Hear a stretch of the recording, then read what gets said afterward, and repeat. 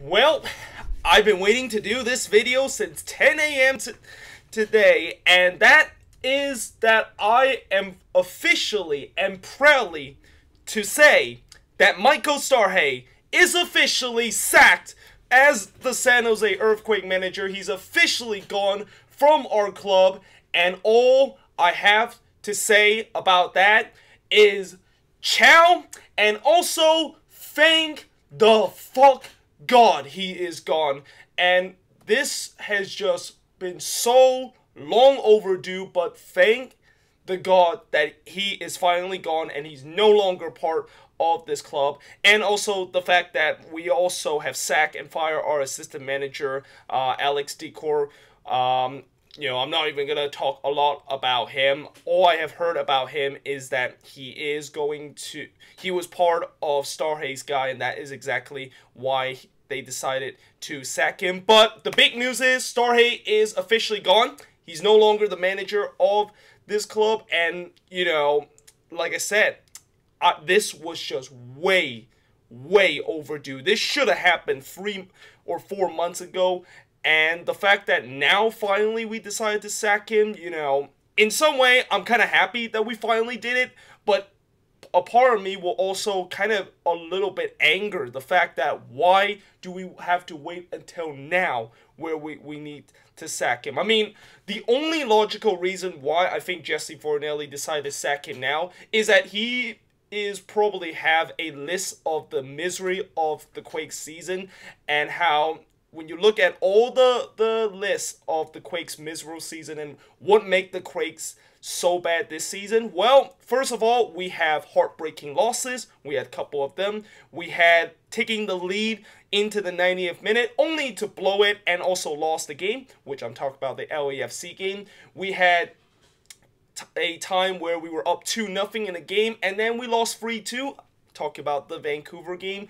And then we had numerous time where we had a chance to get a point on the road or get all 3 points on the road, only to blow it either in the 85th, 86th, or something later than that. And then, of course, I think this is probably the final kind of checklist and the final nail in the coffin in just kind of an inevitable sacking for Mikael Stahre in terms of the Quakes' misery of checklist, is that we were going to be suffering an embarrassing loss, an absolute drumming by an opponent. And what we just did against Sporting KC is exactly what that checklist filled out. I mean, we lost 5-1 at home. It was our worst loss in like the last couple of years, I think since 2010.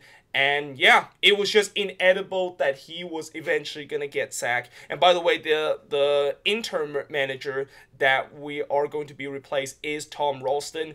And I don't know much about this guy. All I know about this guy is that he used to be, or not used to be, he is the assistant manager for the Quakes from 2015 to 2018, and now he is the interim manager, and I don't expect him to probably stay in that position and promote himself as the manager, because I think the Quakes are looking at other option, and there's definitely a lot of option in terms of the manager that we can look at. I mean, I've been keep saying that Caleb Porter obviously is the most obvious option, and I have also heard sources that they said that they have started to interview Caleb Porter and potentially he could be the next Quakes manager, which definitely would be a good hire because, Caleb Porter, he took a Portland team that was kind of like mediocre to a team that won the MLS Cup just a couple of years ago. Another guy that I think we could potentially hire might be Mark Dos Santos. He was part of that Delta's team that won the NASL in their inaugural year. And we have seen before in this league that manager that have done well in the lower leagues and, won the NASL has had a bit of success in MLS too. Just look at Gio Savarese of how he won the NASL championship for the New York Cosmo, and now he is the manager of Portland Timbers, and the Timbers are doing pretty good so far this season too. So, I think those are probably the two candidates that I would say that potentially is the guys that we might hire in the off season. And by the way, the reason why I said it's going to be the off season is because I really don't think we're going to straight away just hire somebody and name him the permanent manager, because I think there is really no point of us appointing a permanent manager this quick, since our season is pretty much done. I mean, we have 6 more games. We're eliminated from the playoffs. So there's just no point of actually just throwing a guy in and just, manage to see if he can get the team kind of riled up. Although, maybe the only thing that I could say maybe we could do that is just get some confidence on the team, and then we can build on next season. But really, there's just no point of us appointing a manager now, considering the fact that we have already eliminated. So most likely it's going to be the off season where we're going to find out who is going to be the next San Jose Earthquakes manager. But other than that, despite the fact that we did sack Stahre, there is still a lot of work to be done with this club. I mean, sacking Stahre only kind of fulfill step 1 of what I envisioned would be another long rebuild for the Quakes, and that we have to once again start from scratch in terms of this rebuild, because it's pretty clear that this team is not going to really be the future, and we're just going to have to blow it up. And that is another thing that is interesting about how ROE potentially is going to get any more sacking in terms of the front office and also the ownership department. Well, actually, I shouldn't say are we going to get it. We're definitely going to get some sacking in that department, and I'm pretty sure guys are going to get fired in the offseason, and we're going to bring in some new guys again. And the guy that obviously has been potentially targeted as the next guy to go is going to be Jesse Fornelli. And, I have heard kind of both sides of the argument of why people want Fornelli in and who really want Fornelli out. And, my kind of stand of this is that I'm not really kind of pro in terms of Fornelli staying with our club and being the GM, but I'm not just totally against it. I'm not just going to say Fornelli out and just keep putting Fornelli out on my Twitter page, just like what I do with Mikael Stahre. But it's just that I kind of are in kind of the middle of this part. I mean, I see why we definitely need to get rid of him, because he kind of created this mess. He hires Stahre, and he basically bring in guys that clearly did not fit our system and also in MLS.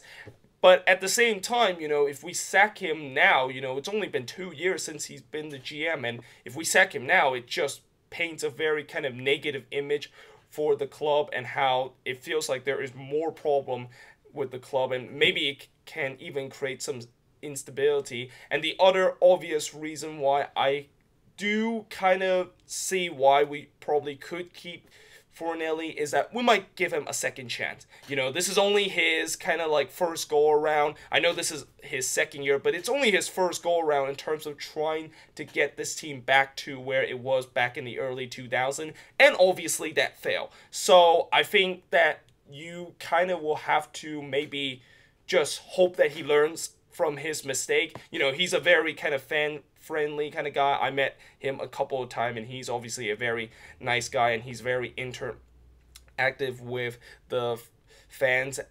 But, I think maybe in some way we could maybe give him a second chance to see if he can get it right the second time. Now, if he get it wrong in the second time, then yeah, I'm definitely going to be Fornelli out. I'm definitely going to say he has to go, and we're probably going to get a new GM in the future, because he just cannot figure it out.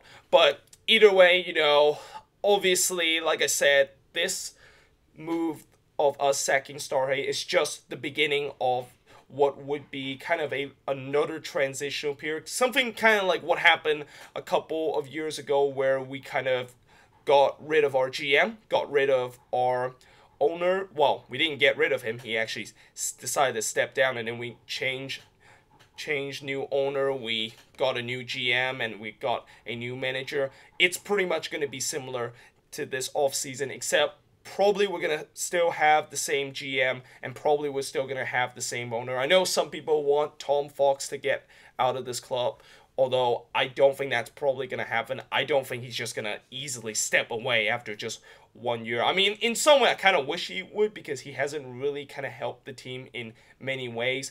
And, you know, he's part of the problem. But then again, he's only been here for 1 year. And you usually never see owners just decided to take over the team and then just leave after 1 year. I mean, unless if it's a very bad kind of owner, or an owner that caught into any kind of scandal, which I'm pretty sure Tom Fox haven't really caught into any scandal whatsoever. So I'm pretty sure he's probably going to stay for this club.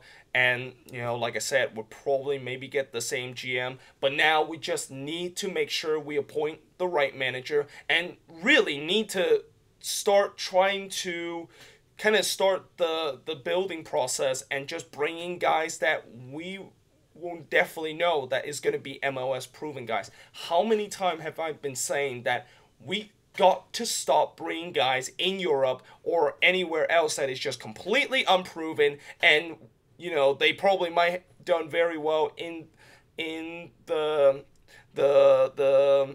they have done pretty well in Europe with those teams, and you would think that they will automatically do well here in MLS. No, we got to stop doing that. We got to start look into MLS and just do some trade with other teams. Like, just look at MLS and see who exactly are the players that we could potentially get, and then bring him into our team, and just bring in some kind of quality, proven kind of MLS talent in this team, and, you know, trying to see if we can maybe get another big signing somewhere else. I mean, hell, right now, I would take us getting a kind of old, aging kind of MLS, or not MLS, but a European star overseas any day of the week, because of the fact that, you know, I know that if we bring in that kind of player, it's kind of like going back to the MLS 1.0 kind of thing. But you've seen so far that teams have bring some superstar and some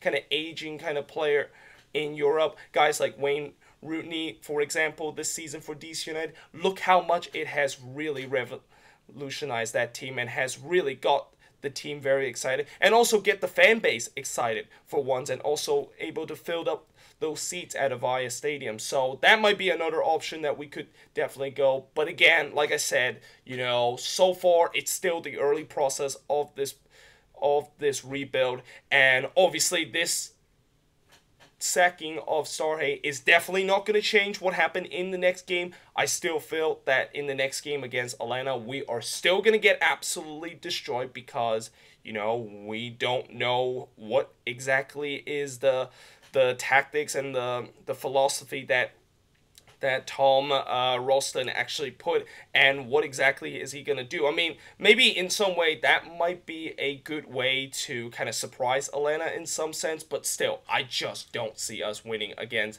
Atlanta. We can't just like sack a manager and all of a sudden we can start it to kind of rejuvenize us and just maybe get a surprising win against the best team in the league. But, you know, it doesn't really change much. All it does is that we finally got rid of the main culprit of why this season has gone terribly wrong.